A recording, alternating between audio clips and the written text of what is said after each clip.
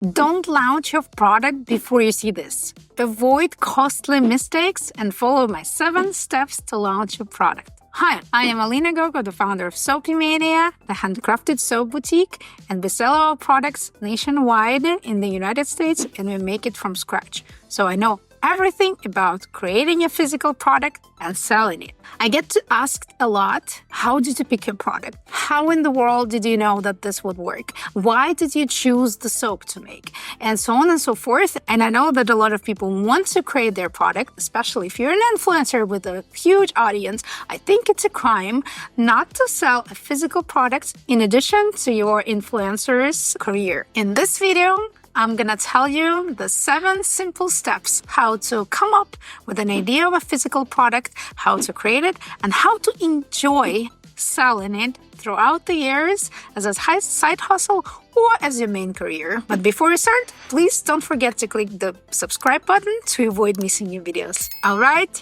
let's go.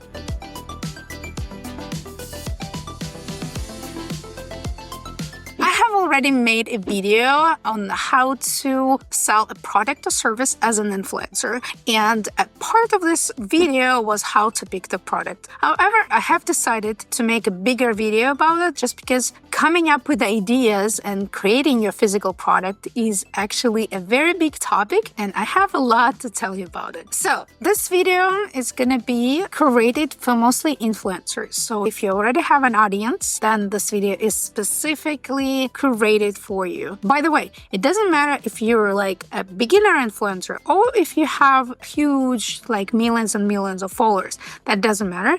That you can follow the same exact steps how to create your physical product or merch. If you're not an influencer and you do not have audience, this video is still going to be able to help you to pick the right product that sits well with you and that solves somebody's problem. So, step Number 1, leverage your likability. Your likability is the volume of the likes, the comments, the subscriptions, and all the interactions that you get on your platform. The more interactions you have, the bigger advantage it is, just because the more possibilities for you to show the world your product. So the more people comment, the more data you have, and the more search engines pick it up and show it to more people. In the first step, you need to leverage your likability, meaning you need to start noticing why people follow you, what it is they like in your content, what is it they comment about, what they rave about, what they hate about you. That hate is actually a very strong feeling and you should leverage it for sure. Maybe they like your humor, maybe they like your life of living, the way you put things together, maybe they like the way you move. So whatever they like, you need to have a list of everything that people rave and people enjoy watching in your videos. And then read the comments. I know it's a black hole. You can dive into it and it's like hours and hours of people like controversial opinions.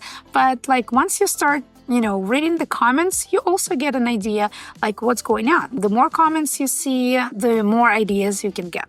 So try to follow the comments as well. So step number 2, narrow down your own interests. Most likely you show your interest to your audience to begin with, because as an influencer, you just show your lifestyle. It's side of your life that you want to show that people relate to you. But however, you need to see like in the deep down in your core, what it is that you like, what it is your passion. It doesn't have to be just one. It can be several, and maybe you can come up with a clever idea how to combine them all together. Let's say you like cooking and you have cats and you like interacting with them. So maybe you can create some kind of cat food, just an idea. So I would list like 3 to 5 top interests that you have. Maybe you just love going for a walk. That's an interest. If it doesn't involve a physical product at the beginning, that's okay. We'll get there. Just list those interests and then try to see the correlation between your audience, like your audience's interests and your interests. Like see where they overlap and how you can combine them together. And think of what you know best. Like what's your expertise? What's the me, like in the Sex and the City movies, the Carrie Bradshaw will say, I might be mistaken about men, but shoes, I know. That's my point. content. So whatever you know best and whatever you can talk about for hours and hours. And again, it doesn't have to be a physical product yet. It just needs to be your interest. After that, you're going to be coming up with ideas how to form it into a physical product or merch. So once you came up with ideas, step number 3, start on a small scale to utilize your ideas. So think about the content that you create. Maybe there is some kind of viral phrase that you say and people know that it's you. Or you have some kind of slogan like Nike, just do it. If you say just do it, everyone knows that it's about Nike. Maybe you always make a mistake, like misspell some kind of word, and people laugh at you, and you know that they laugh at you, and you keep misspelling it. Or maybe you always spill something on your shirt, and this is your thing. And half of the videos like, oh man, again, sorry, I have a stain on my shirt. Use it and maybe create t-shirt with the spills already done. I'm just thinking out loud. Try to use the print-on-demand services. There's a lot of vendors, there's a lot of small shops, there's a lot of bigger manufacturers, but try to test it on a small scale and see how your audience reacts. Let's say you came up with an idea of creating your own uniquely shaped mugs for coffee, but you don't know how that would work. So probably just start selling a simple shape, like regular shape mugs with like a print that's going to be unique for you.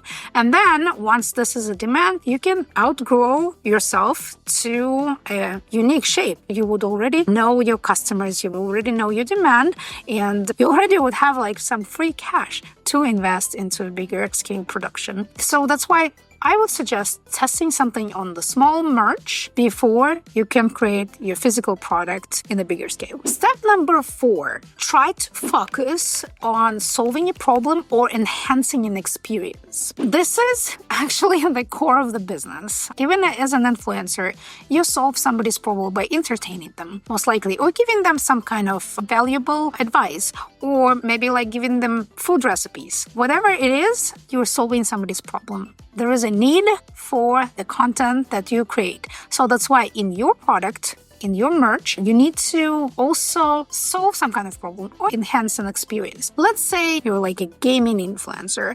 So maybe you can create some kind of accessory that's gonna have a unique print of your own or uniquely shaped mouse pad. Just focus on your audience's interests and focus on whatever it is that you already listed as your hobbies and your interests. But see, especially when you communicate with your audience, when you see the comments, maybe you run some kind of survey and you know that there is a demand in this product and there is a problem that needs to be solved. Maybe you are the one who can solve this problem by, creating an extra smelling candle or nicely shaped mouse pad or something.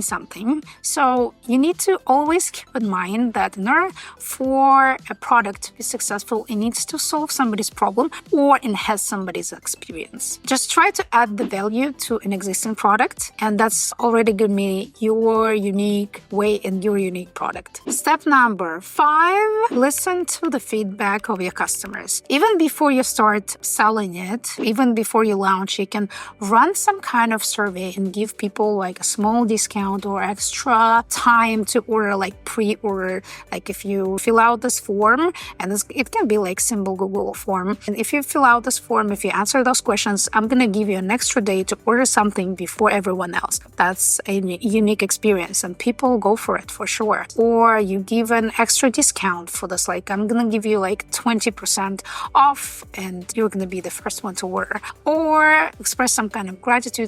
I'm gonna shoot a video with you if you do that and that. So ask them questions and see what they respond, and try to form this question, like not too many, but try to form them so that you get the feedback. Did you like this color or this color? What did you like about this? How would you feel if you this and that and that? Squeeze the most out of it. Step number 6. It's actually not a step, it's like a big advice. Don't worry about your experience. Learn as you go. If you've never done something, there's no experience and you're gonna make so many mistakes, and this is so fine because mistakes are lessons and everything is a learning curve, and your goal is to avoid very costly mistakes. So you need to learn for somebody's mistakes. However, you're gonna make your own ones, and that's fine. that's okay. In order to make lesser mistakes, try to simplify the process as much as possible. The simpler, the better. And that's actually my go-to line on almost all the meetings that I have with my team. Like, okay, how can we simplify that? They hate me for this. I think I can put it on my merch, on my t-shirt one day. Yeah, the simpler, the better. Do not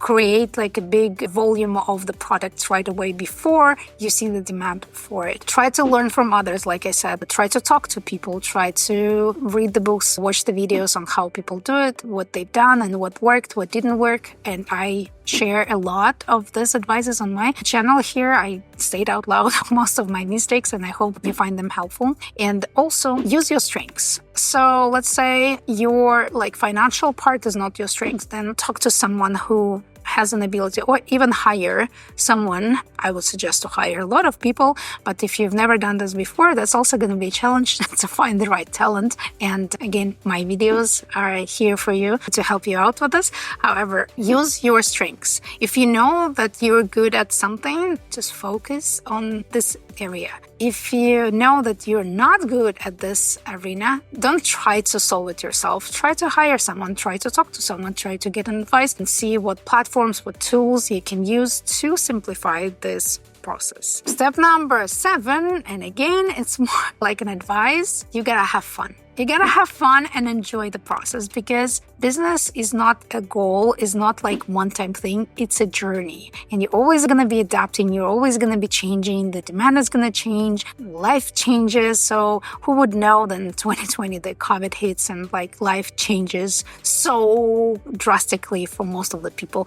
Or who would know that in 2008 the market crashes and a lot of people lose their houses, lose everything. But that means that the only certain thing in life is changes, and same with the business. You have to adapt, you have to enjoy, you have to have fun. And if something doesn't work out, that's okay. That means that you have learned a lesson, and probably the tuition fee for this lesson was not as high. That's why you need to talk to people, you need to learn from others, you need to have fun and enjoy in every single way of creating and selling a physical product. I'm so excited for you. I'm so grateful that you guys have decided to create a physical product, because in the digital world, a physical product is not the easiest thing to make. However, these are little details that make our life different, and you are gonna solve somebody's problem or enhance somebody's life with your product. People are waiting for you, and I'm super happy that you are on this journey